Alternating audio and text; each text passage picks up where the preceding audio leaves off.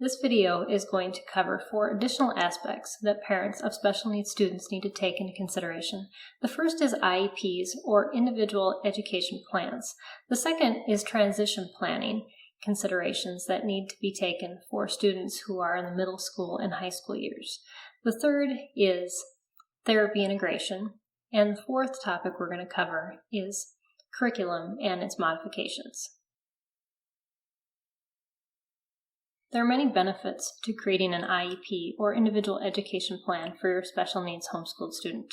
First of all, it streamlines record keeping. You're able to keep track of any particular accommodations you provide for your student while they're doing work, modifications you make to their curriculum, behavior intervention plans that you have, assistive technology that your student uses, any specific goals that you work on in a school year, transition planning for older students, therapy integration that you involve in with your homeschool, and also diagnostic tests that you have records of for your student.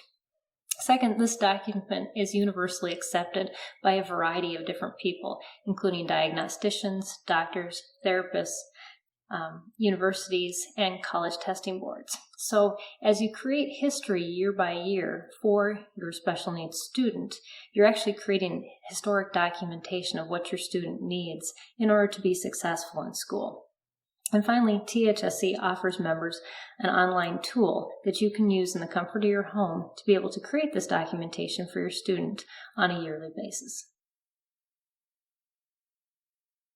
Oftentimes, preparing a special needs student for graduation and life beyond is much more complicated and involved than a typical homeschooled student. That's where a transition plan comes in place.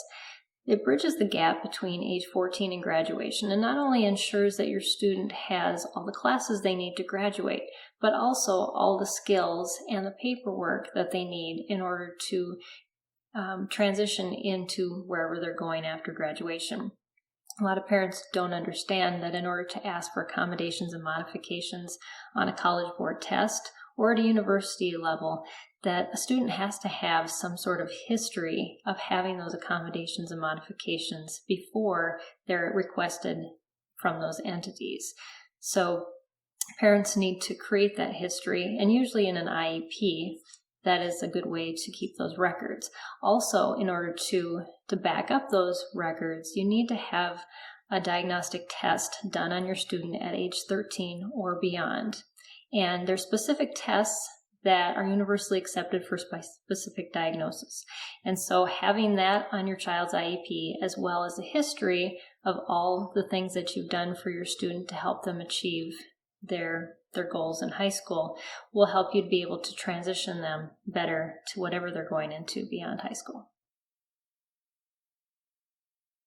As a homeschool parent of a special needs student, your student may require professional therapy services in order to reach specific learning goals. If that's the case, there's 3 options that homeschool parents choose from in order to get those services. The first option is private therapy, and parents pay for this therapy either through their insurance or out of pocket. The second option is to approach your public school.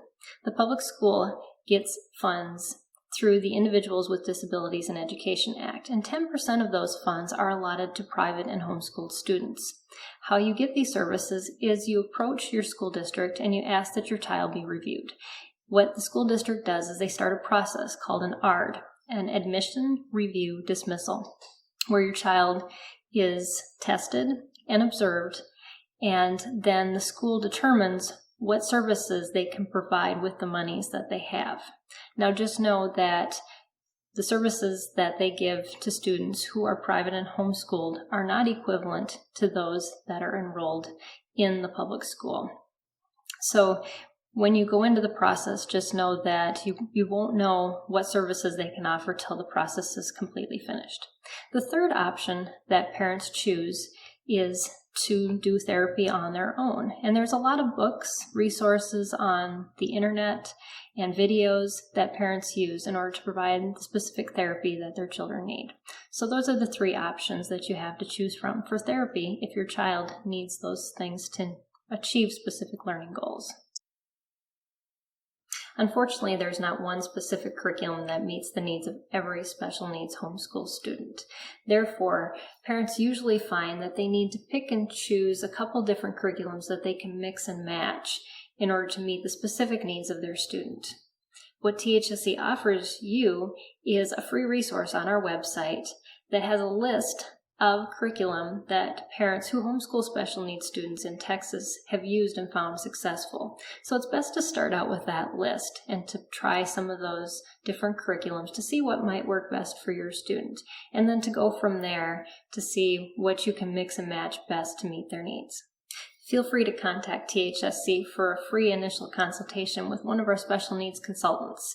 You can either contact us on our website, thsc.org, or you can email us at specialneeds@thsc.org, or you can call us at 806-744-4441, extension 7019.